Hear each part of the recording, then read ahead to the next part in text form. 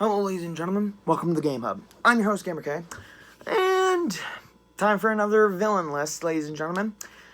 For as long as I can remember, Power Rangers has been a big part of my fandom.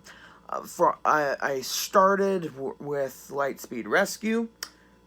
Kind of didn't watch a majority of them until later as I got older, and I rewatched every single episode. And trust me, binging the entire season of Mighty Morphin Power Rangers on your iPad with a website is more challenging than actually being a Power Ranger.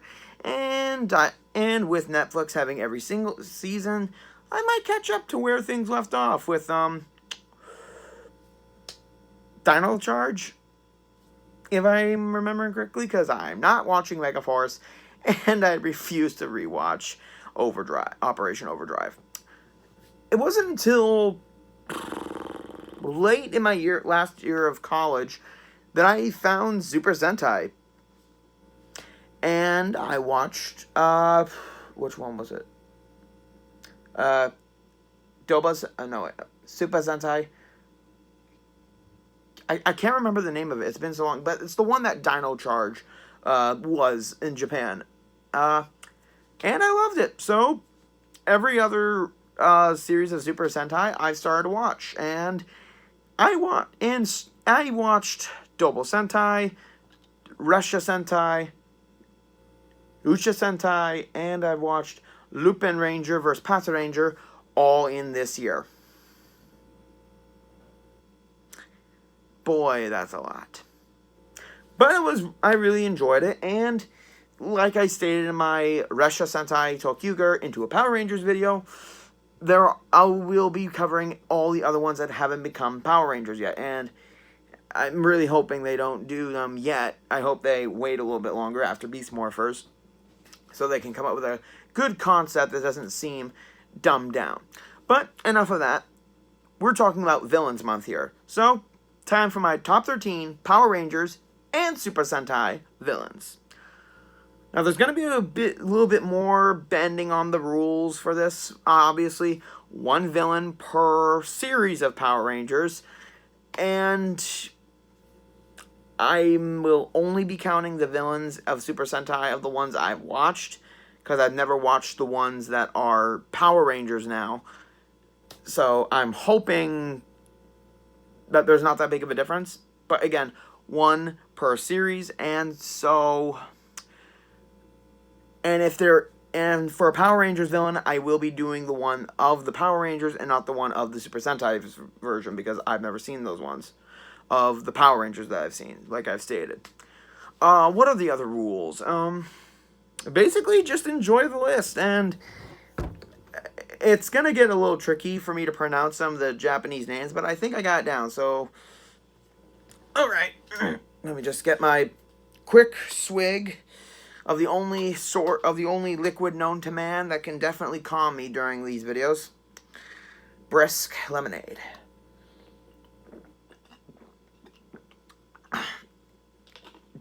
It's a lot better than whiskey.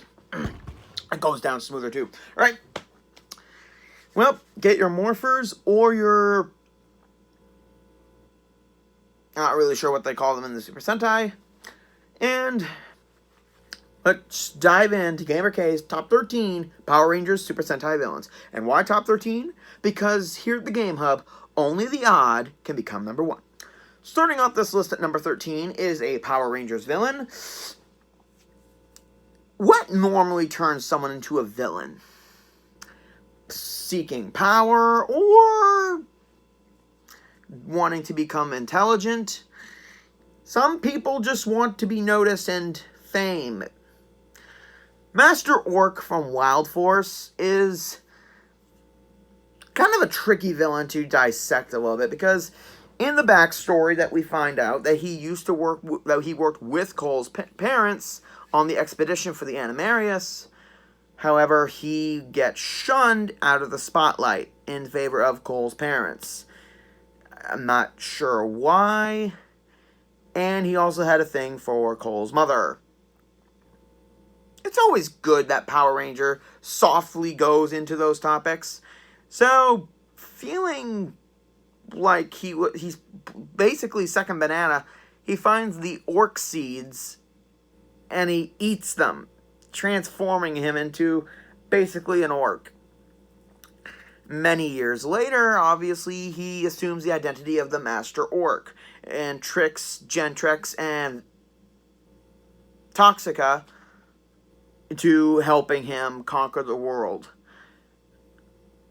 His design for his dress wear is kind of not really interesting. It's all like tans and browns, which I think kind of works for the color of pollution, so I think it works for that. Not only that, but how he's able to trick the orcs is pretty clever. He wears a headpiece that has a horn and a mechanical eye that can blink. So around near the second half of the season, they do find out that he was just a human who's just trying to destroy the world for shunning him.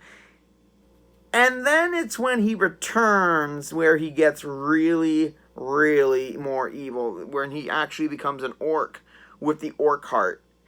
And his final form, it's not the stuff of nightmares, but definitely a step up from what he was originally. The problem with Master Orc, though, is because he's a villain that doesn't really act out much throughout the show. Like, he doesn't interact with the orcs that are created. He rarely interacts with any of the generals that appear during the show later on. He's just there, just enough to know he's a villain. If anything, Madlock from the second half of the season should have been the main villain. And then he came in later. Command number 12. Jumping right to Super Sentai. Okay. So the one I was mentioning before that got Dino Charge, they did okay making this guy into a Americanized character. But I like the original one better. Endolf from, I can't remember the name for the life of me. Endolf is this badass monster who, oh my god, he's a henchman, but I consider him more of a villain. So there's Dolgold, there's Candelera, there's Aghanon, who represent anger, joy, and sadness. And then near the end of the series, Daybot, I forget the priest's name. He creates a monster of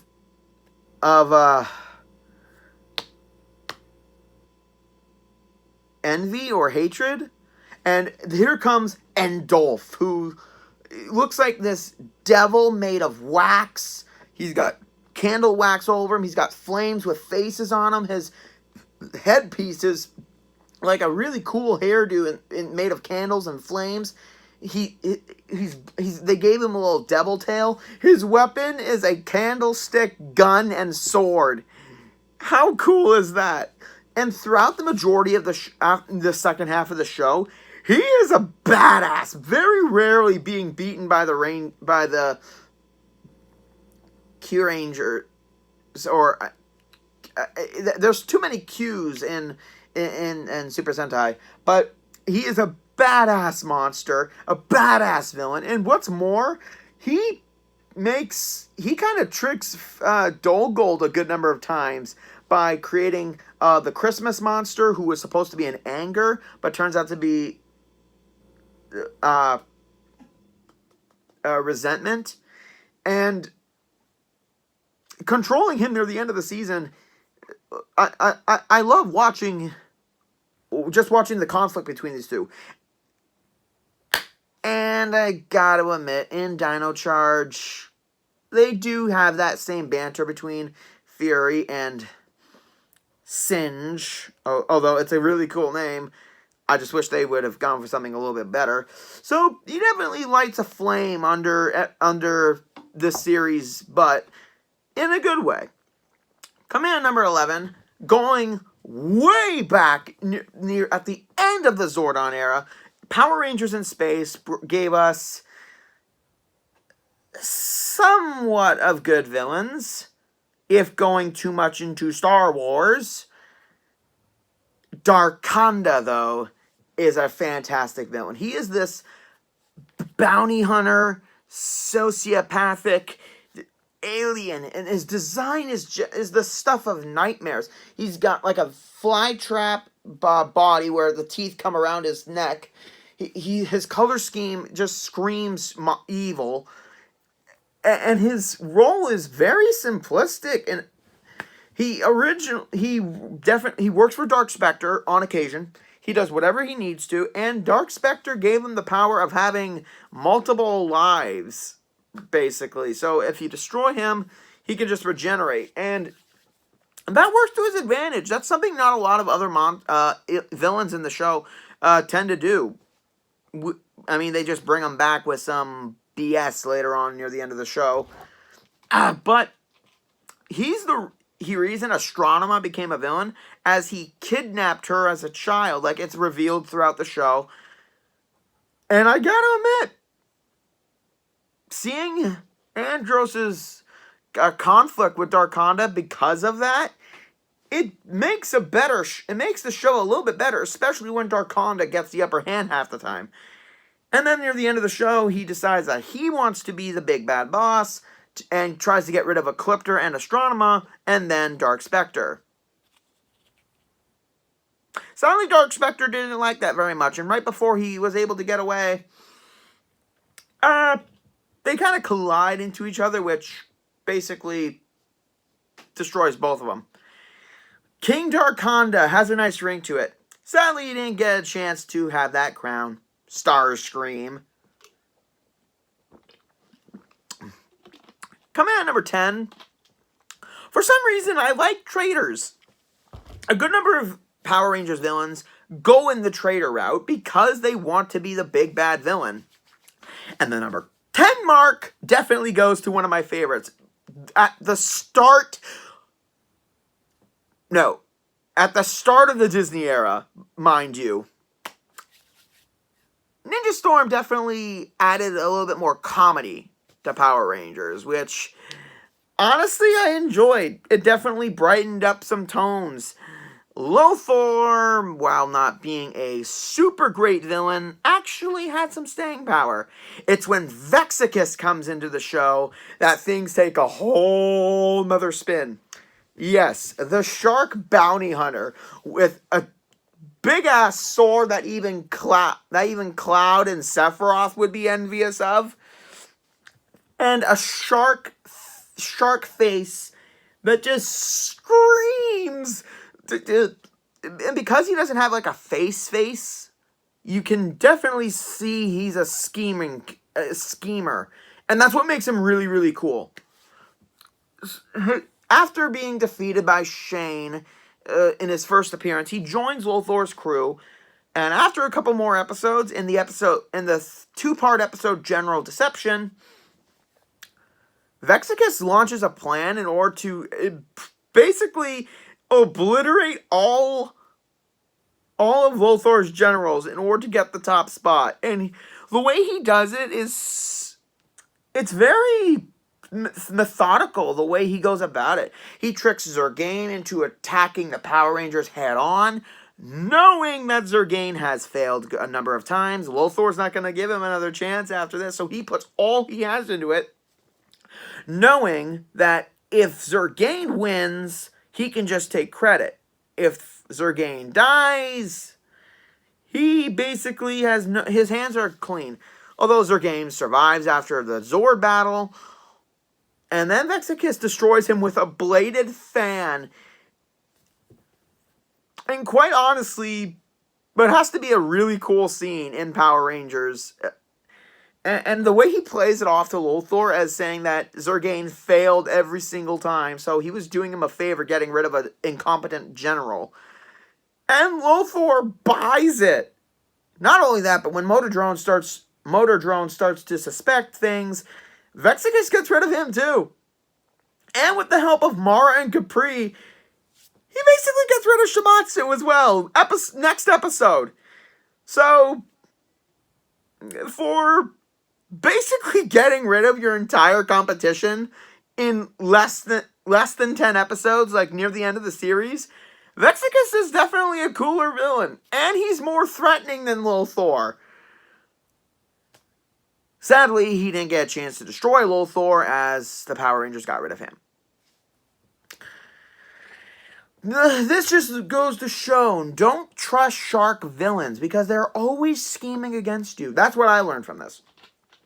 Coming in at number 9, after 2 Power Rangers villains, we're going back to Super Sentai. This time, and I'm going to be all honest, In Space did Star Wars-ish. Ucha Sentai Q Ranger did Star Wars. They managed to take Power Rangers and turn it into a Star Wars Super Sentai. Misspoke. They took a Super Sentai and created its own Star Wars world. You know, without the annoyance of Jar Jar Binks. Okay, a little annoyance, but not as much. The main villain of the entire series has conquered the galaxy. This isn't something where they're planning to conquer the galaxy. They have in many sectors of the galaxy. The Donna Margia Empire has taken over. And what makes this series exponentially better than In Space, for a good majority of episodes, we are not stuck on Earth. We're not stuck on Earth. Okay, like near the middle of the series, and then like near the end, we are on Earth. But the majority of the time, we're planet surfing. And Donna Marge is I think I'm saying it name. Donna Marge is by far a better villain than the Sith Empire. Because in the show, we learn that Donna Marge has been defeated numerous times in the past, but how can he keep coming back? There were a number of times when I thought, like, it wasn't the real him. Like, it was, like, how can I explain this? Like a parasite. Like, he could send clones of himself throughout the universe, and they had to find, like, the main heart and destroy it. But it wasn't that. It was possession. Like they say, possession is 9/10 of the law, and he uses that exponentially. He takes over so many characters and has so many different forms because of each character he possesses that Donna Marge has been able to survive after being destroyed, leaving people to believe he is dead after a great battle, but he just resurrects in a different body and takes over people. Like, he takes over... You know what? I'm not going to ruin it. If people are going to watch this show, I don't want them to be spoiled. But it's a fantastic show and a fantastic villain. My only problem is he doesn't appear that much until, again, the halfway mark. Like, and then he's shown later on in many, many forms because of his possessions. And the way they finally destroy him is just a great finale for a series. It's beautifully done. So, if you're a Super Sentai fan, if you're a Power Ranger fan, this is one that is definitely going to make you want to watch all of it in, like, a week. Or 3 days if you binge so many episodes. And Saban or Hasbro or whoever was watching this, if you're going to take this series, you know what? I'm going to save that comment for my other video. Coming in at number 8. You can't make a Power Rangers list without adding the very first American-made villain into the series. The Emperor of Darkness, ladies and gentlemen. The Emperor of Evil, Lord Zedd.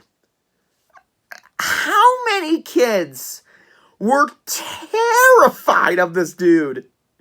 He's all muscle, like literal muscle tissue, and metal, and with the knight helmet face and his glowing eyes,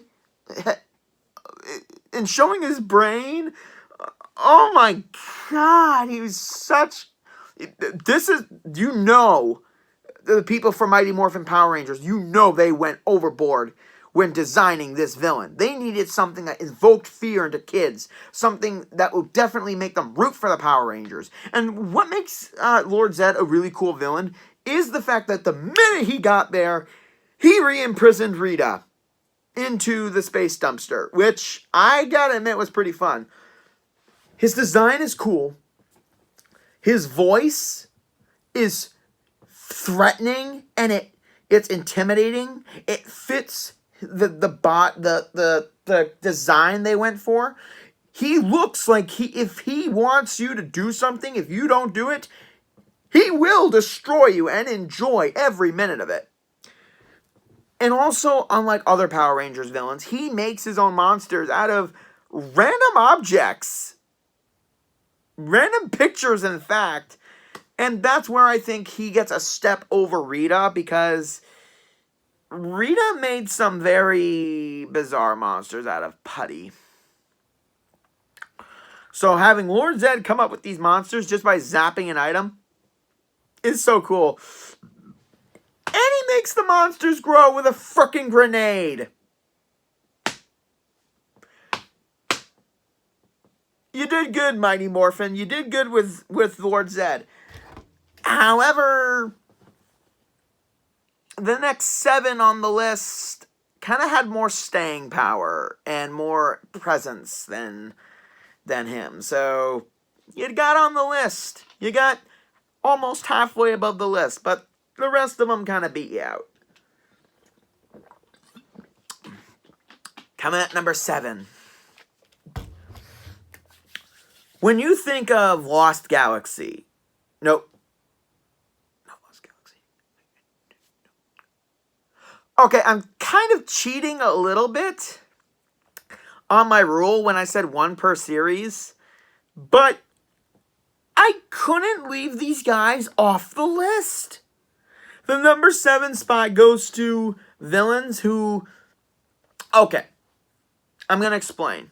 Every single Power Ranger season has, at least one way or another, the ability to create a dark form of the Rangers that they have to fight. And they do that a lot throughout the Power Ranger seasons, but they don't do it as much anymore because I think it's cliched. But when you think of doubles, the Psycho Rangers have to come into play. If these guys were introduced into Lost Galaxy, I basically would have had to definitely put them on the list for their own. But they are villains in both Lost Galaxy and in space. I had to put them on here. I had to. There was nothing I could do. The fact that they first appear as in the original outfits in space, it kind of throw people for a loop at first, I believe. But then when they revealed their true forms, these are what evil Power Rangers look like. Their designs are all twisted. They still have the colors. And even Pink looked threatening, even though Pink was the last one standing in Lost Galaxy, which I believe was very, very well done. But just their design and just the way they operate, they're cunning. And also, given the fact that when they grow, they have monster forms. I don't think they needed...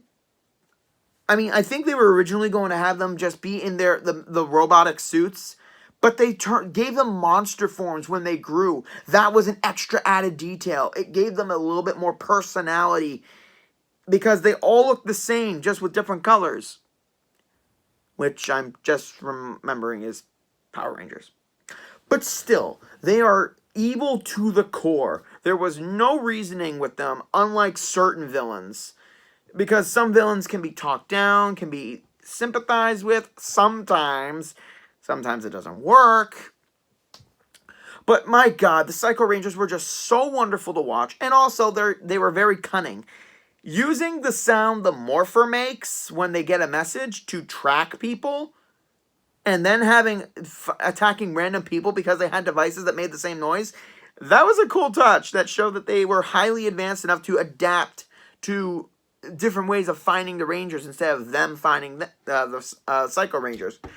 So, yeah, and bringing them back in Lost Galaxy was a nice added touch, a little homage to the end of the Zordon era. So, Psycho Rangers, you guys made it. Sadly, a good number of other villains made the list. Coming in number 6, we're at the halfway mark here. Okay. Like I said, I love traitors. It's even better when you don't see it coming. I mean, I kind of saw Vexicus and Darkonda betraying their employers right from the get-go because of how evil and sinister they were. But this guy on the list, he is the Starscream of Power Rangers. He worked for the main villain, and at one point he decided to start sabotaging him and go on his own. SPD was by far one of the greater series of Power Rangers, and this villain is just a garden variety arms dealer who doesn't care about world domination. All that matters is the green. Enter Broodwing. Such a smartly written, well-developed villain. His design is kind of funny. I mean, he's got his black cape all the time. He can definitely fight in hand-to-hand combat. He's a bat-themed. His ears kind of go vertically instead of coming out. Mostly because he's got kind of a Mysterio-like vase covering his head. I'm not sure why, but it's really cool. And he's got the creepy eye thing with no mouth. So the design is beautifully, it just screams like again, design needs to fit a character.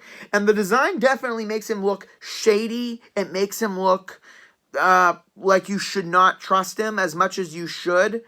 He looks evil, but he also looks like he's not in for it for power or anything else. He's just in it to make money. And I love that about Broodwing throughout the series.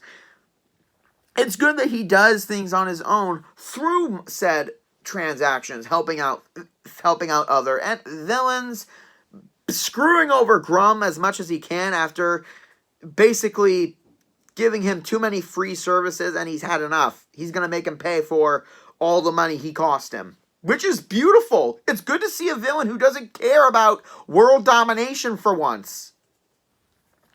And that's what gets him on the list. Grum,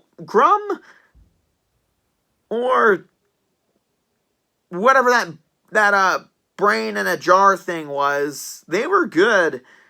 But Broodwing was more memorable. The minute you say SPD, I think of Broodwing because he was more memorable.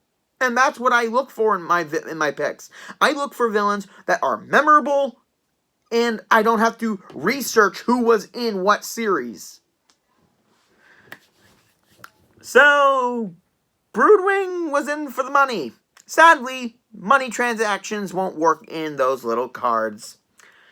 Coming in at number 5, we, once again, a villain who has complete control at the start of the series. And I'm just going to say this. I was awed when RPM came out. I think I was in high school at the time. I'm not 100% sure because I need to look it up, but I need to go back and rewatch it because I miss it. RPM was an alternate universe Power Rangers, as demonstrated by the Power Ranger Samurai. But yeah, it's a post-apocalyptic alternate reality in where a villain has already taken up 90% of the planet. And it's beautiful. Venjax is such a cool villain.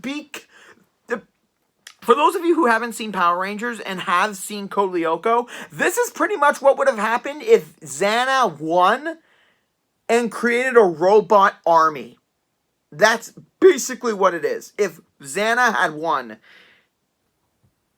but Vengex takes it to another step. He does have a voice. He's very intellectual, obviously, for being a super virus. And he creates his own robot armies, and they don't have like really clever names. Basically, it's just Generation 5, Generation 15, Attack Bot, Stealth Bot, Gopher Bots, stuff like that. It's very simplistic, showing that he doesn't really have a sense of humor. He doesn't really have that kind of personality. It's basically trying to destroy the Rangers, take over the world, and that's it. And in the first couple episodes, we just see him in his, like, tower column computer. And just hearing him speak, it's like hearing your boss talking to you through an intercom in a very angry and pissed off tone every single day. That's what it feels like. And the minute he got a body, holy crap, it was creepy. And then his final body came out.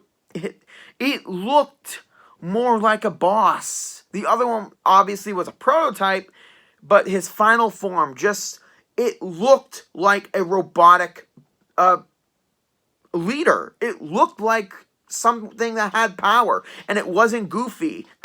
King Mondo.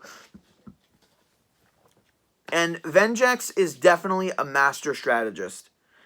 I'm not going to give away too much, but RPM definitely... Oh my god, I'm a loss for words. It's such a great series, and Vengex is such a great villain. I'm at a loss for words. So yeah, he definitely deserves to be on the top 5 list. Mostly because, like I said, he's methodical. He doesn't show emotion.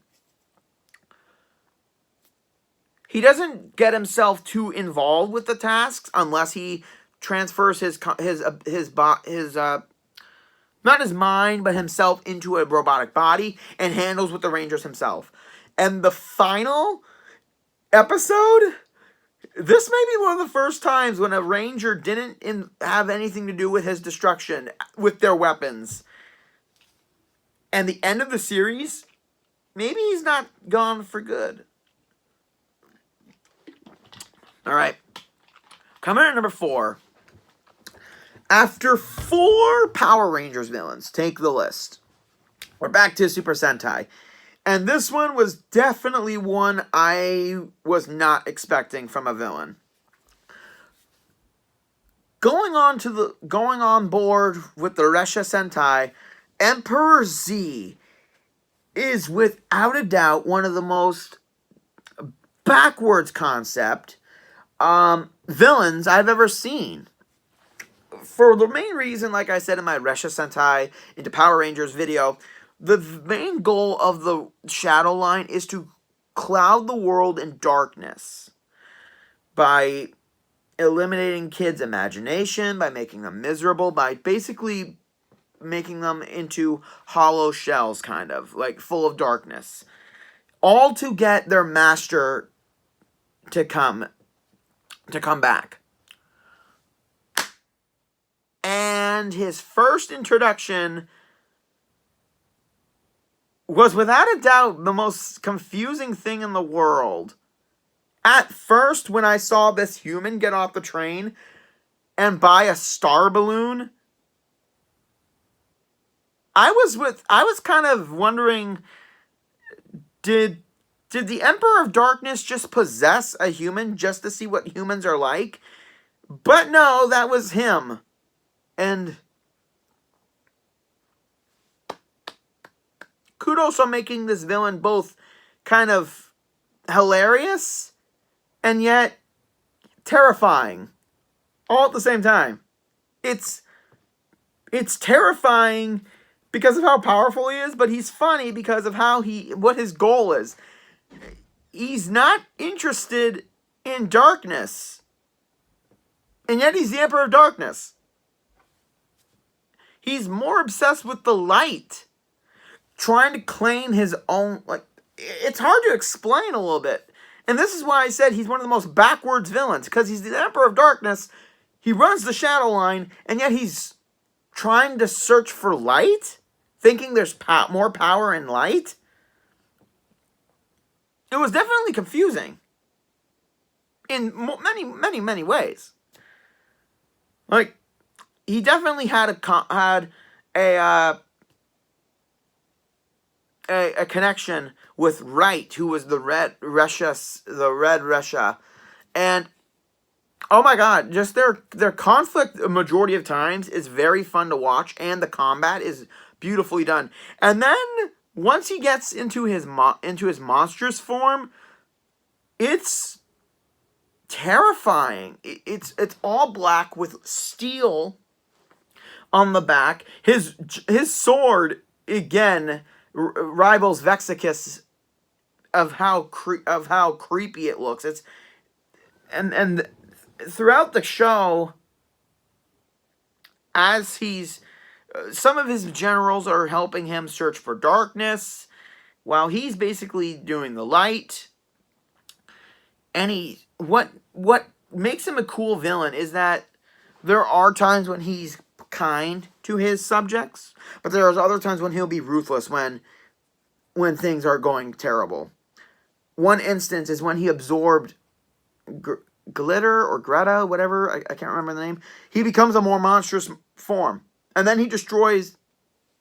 Okay, I'm starting to give away too much for people who might want to watch this. Let's just say, for certain characters who found their own light in his own army, there were characters who found their light, something to fight for. He destroys them, and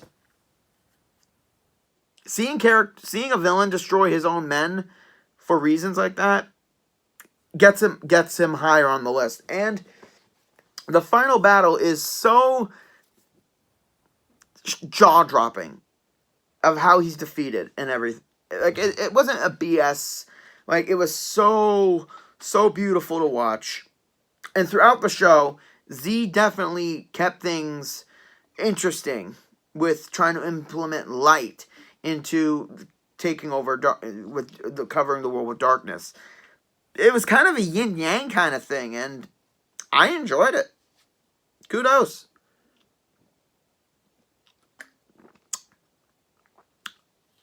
I wonder if they'll do one where the villains are all about light and the Rangers are of darkness. Has anyone tried that? Idea right there. So, after succumbing to the darkness, he finally saw the light. God, I gotta get better at writing these jokes. Coming in at number 3. Okay, top 3, ladies and gentlemen. And number 3 is, without a doubt, one of my absolute favorites from the show. He's not even the main villain. He basically had nothing to do with the villain's schemes. Okay, so let me set the scene.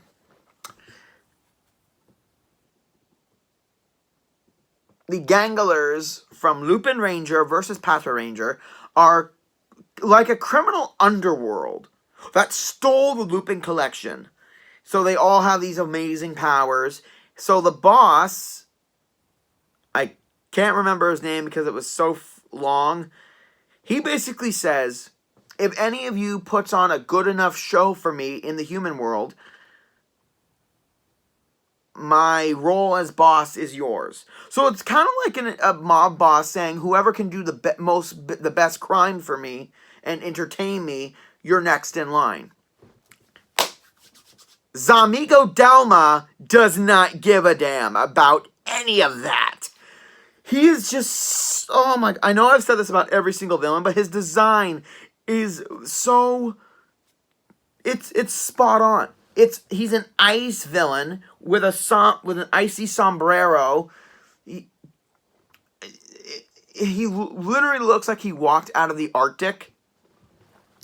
And like all of the monsters, he's got two safes on his legs that are golden. That's where all the Ganglers hide the treasure so they can implement their power. And the Lupin Rangers have to open the safes and get the treasure before they are destroyed. It's part of their story. Zamigo doesn't need a treasure. He has an infinite amount of ice guns that he uses. Like after a couple shots, he'll ditch them, they'll shatter, and he can get more from his safes. I think that's really cool. Using a gimmick for the monsters that they use throughout the show, and then he doesn't need that gimmick. He uses it just for his own weapons. It stands him above all the other monsters throughout the series. And also, he's the main focus for the Lupin Rangers story. Zamigo has a human form, and it looks so cool. Having him with the poncho, with the sombrero, seeing him eat giant ice cubes or ice spheres. So throughout the show, in the three main characters of the Lupin Rangers, he froze people they care about. Red's brother, Yellow's best friend, Blue's fiance. Yes, finally, they have a fiance in Power Rangers. Can we please, for next Power Rangers, not go to teenagers and go to young adults, please? Because I'm starting to get sick of the high school thing. It's been done many times, guys. Get over it. But Zamigo is the reason that they're frozen and they disappear. Not just them, many, many other people. And then it's found out later that Zamigo gives these bodies to ganglers to use as human skin suits. Yeah. Which means they are, in fact, dead. That is an awesome way to contribute him to the ganglers without him really giving a hoot about what the boss is doing with this whole, like I said, initiation thing into becoming the next boss. Zamigo is definitely a cool, pun intended, cool villain throughout the series. Based on the fact that he's not focused on what the boss is doing, he's just doing his own thing. Having a good time, doing what he wants, having a great fight with the Lupin Rangers. And even in his death is one of the most satisfying deaths of a villain I've ever seen in a series. Because it's done not in the final episode, but the second last episode. And it's done kind of an out-of-the-way area. I'm not going to give away too much. And the way they stop him is so genius, so amazingly done. And even in his death, as his body's turning to ice and it's cracking, a piece breaks in view of the camera, shows his human half, and he says, "Now that was a fun time." And then he says his trademark, "Adios." Such a great villain, such a great design, and how he implements into the story without being the main focus is what I look for. Okay, coming at number 2. The only Power Ranger villain that ever made me terrified as a kid, other than Lord Zed and a whole bunch of the others, I'm just going to say this. Okay, Snide and Heckle and Dino Charge were good. But Dino Fender did the whole split personality thing and took it to a whole nother level. Mesagog from Dino Thunder. And he doesn't want to conquer the world. That's what gets him the number 2 spot. And his design. He's this dino humanoid creature, and his 3 red claw hands, in certain scenes when you see the claw reach for his soldiers and all that, and just hearing it's creepy. And how tall he looks in his all black lab coat, kind of. It's monstrous. And that was the point. The face model definitely has that reptilian feature, and it looks emotionless. Mostly because he has a monotone voice. Like it's creepy and calm. Like, whenever he talks, I literally feel every hair on my arm stand on end. But in a good way. It's like a horror villain talking to you in a dark room, but you know there's no jump scare. You know there's no jump scare happening, but you're still creeped out by his voice. Not only that, but he also has psychokinetic abilities where he tortures his henchmen's minds when they fail or when he's tired of their squabbling. Mesogog was a byproduct of Anton Mercer trying to combine human DNA with dinosaur DNA. Or that's what I kind of took from it. I need to go back and do that. So throughout the series, Mesogog and Anton kind of go hand in hand, which is a beautiful thing. I mean, they don't have Anton being a willing accomplice. He's like Jekyll and Hyde. He is the submissive to Mesogog's dominant personality type and power, which makes him even better as a villain because he's not always. I mean, he's always in every episode. I mean, just the dynamic of it, and he's not revealed until near the end of the show, which is awesome. I don't like it when they know halfway through the series, and then the other half, there's that whole, should we destroy him, or should we not? Should we try to find a way to save him? I'm glad they don't do that in halfway. They do it near the end of the series, which gets him higher on the list. On top of that, Mesogog himself is finding a way to split him from Anton Mercer so he doesn't have that backfire on him when if he's threatening the Rangers. Anton comes back. It's beautifully done, and his whole scheme is to return using the Dino Gems to return the world to the age of the dinosaurs. Not bad plan. Not very bad. And after absorbing a little bit of Dino Gem energy, he turns into this more monstrous reptilian final boss. And it's beautiful to look at. And his intelligence is what gets him on the list. A majority of his monsters are trying to find a way to convert what they do into energy. That's half the time. There's no real clean-cut plan other than getting the Dino Gems. So, that's pretty much it. Mesogog, among the Power Ranger villains, you are number 2, but at the top of the list for all the Power Ranger villains on the list. And for being one of my favorite series, that's also... He's just a cool mastermind villain. Until you get to the number 1 guy. Okay, number 1. This villain has no clear conscience about anything. He's diabolical. He has no heart. Even for his own henchmen. Yeah, like I said, Mesogog tortures them and kind of also destroys some of them half the time. But this villain is definitely number 1 on the list for a good reason. And that is, no matter what happens in the show, it's all for his benefit. He will do anything to preserve a secret of his.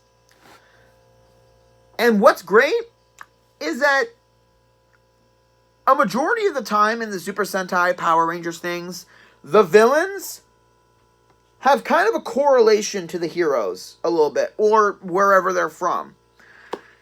Doba Sentai Zyuohger has none of that. The Death Galleons have no correlation with the Zoomans. In the other dimension, the Zoomans. They have no correlation, except for Azald and Whale. But that's it. That's what gets this villain. This was just... And it's not like they said, we're going to conquer or destroy Earth.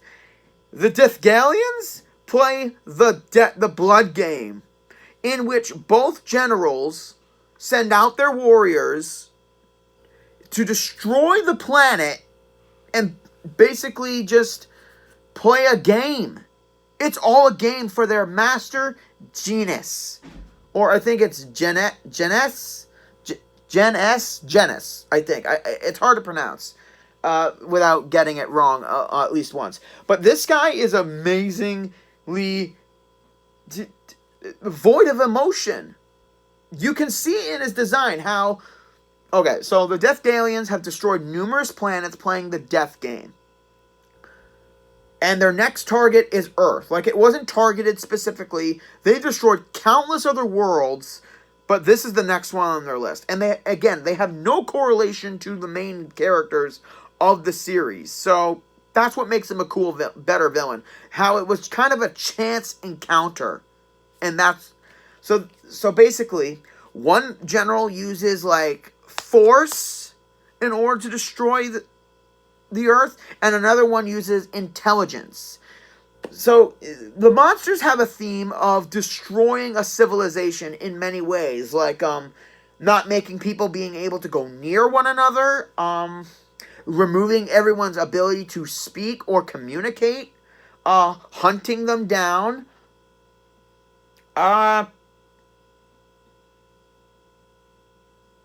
man, there's just a good majority of ways they've done it, and I can't even remember them all. But it's all for Genis, because he says that this is a good performance for him. He sees this as a game. Destroying planets. Just literally killing a whole civilization, a planet full of people, just to amuse him. And it shows that in his design as well, that he's slothful. Because he's got this giant, kind of a cradle design in his, like, underneath his torso. So he doesn't have that much maneuverability. It's like he just sits there all the time and sips on a cocktail while watching the planet be destroyed. And the Geogers fighting the monsters. It's all for his performance. What's even better is the way they make him grow. He does like a little coin, and they put it into like a slot to give him a restart. What makes this villain super cool as well is his disregard for anyone else other than him. Near the end of the series, he transforms into like this saint god armor thing that you would find in an RPG game, like an armor. And it just gives him more mobility. Like, the cradle is gone, and it turns into sprouted wings. And he's all silver. It's all silver. It's all angelic looking. And he always says throughout the show that he is a being of perfection. But here's the thing. Near the final confrontation of the show, Double Red, Jewel Eagle, he has the ability of excellent eyesight. So within the final battle, within a quick instance, he sees what Genis really is.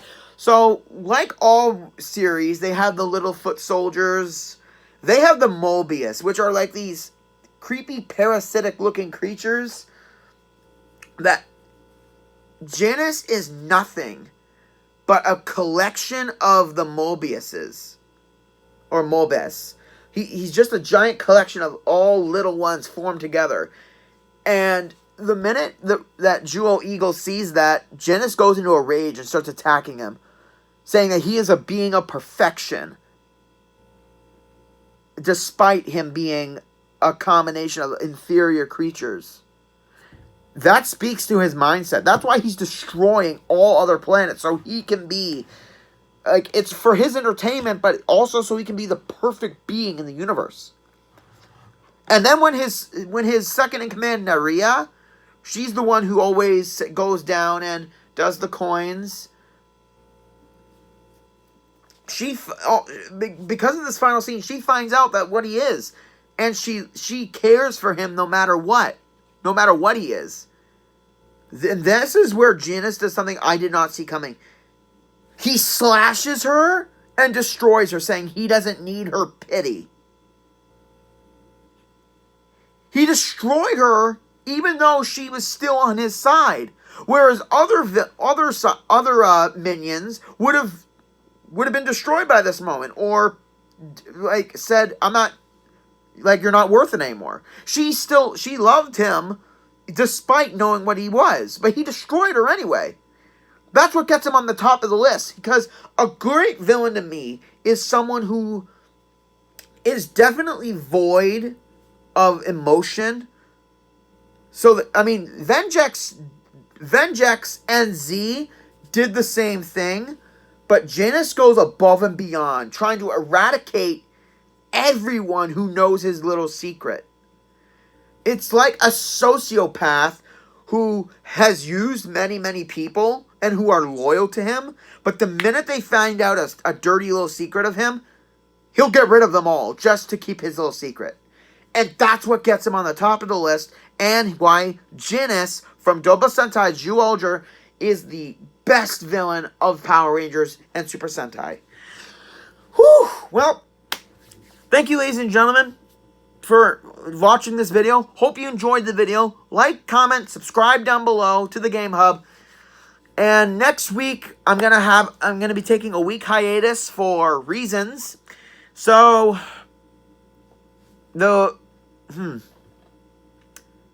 So it's gonna be around Halloween when I come back. Okay, what's something I could do an in-depth analysis of? Something Halloween-y. Something really, really fun. Something that a lot of people kind of forget exists, but something that people will know very, very much. Something about a series of Halloween that everyone will love. What's this? Find out next time on the Game Hub. This is Gamer K, logging out.